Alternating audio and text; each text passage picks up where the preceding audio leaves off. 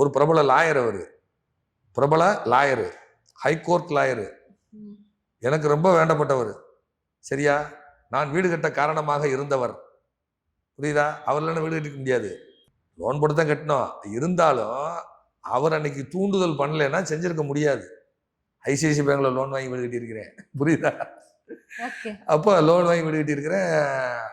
அப்போ நல்லா கேட்டுக்கோங்க, அவருடைய ஜாதகத்தை வச்சு சத்தியமங்கலத்தில் ஆசனூர்லாம் அவருக்கு ஜாதகம் பார்க்குறேன் உட்காந்து. ஆசனூருக்கு மேலே மாவள்ளம் அப்படின்னு ஒரு ஊர் இருக்குது, அங்கே உட்காந்து ஜாதகம் பார்க்குறேன். அவருக்கு ஜாதகம் பார்க்கும்போது ஆடி கார் வாங்கி ஆக்சிடென்ட் ஆச்சு ஐயான்னு கேட்டேன். ஃபஸ்ட்டு டைம் எனக்கு அவர் அறிமுகம். சார் ஆடி கார் தான் சார், சரன்னு உங்கள் பையன் கொண்டு சாத்திட்டாரான்னு கேட்டேன்.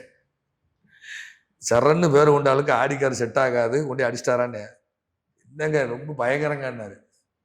ஆமாம் ஆடிக்கார் தான் ஆக்சிடென்ட் ஆச்சு. ஆடிக்கார்னு எப்படி சொன்னீங்கன்னாரு. பாருங்க, சரண்னா சனீஸ்வரியன் தான் சரண். சரியா? சனீஸ்வரியன் பேர் இப்போ சொல்லிட்டீங்க, சரண்கிற பேர் வந்துருச்சு. இந்த சனி சூரியனுக்கு சந்திரன் ஆகாதவன், சனிக்கு சந்திரன் ஆகாதவன், சனிக்கு சூரியன் ஆகாதவன். சரியா? சரண் அப்படின்னா சூரியனுடைய வீடு வந்துடும், சனியுடைய காம்பினேஷன் வந்துடும். சூரிய வீடு சிம்ம வீடு. சரியா? சூரியன் சிம்மத்தில் வரக்கூடிய பிரயாணம் செய்யக்கூடிய காலம் ஆவணி மாதம். ஆவணி மாதத்துக்கு முதல் மாதம் எது?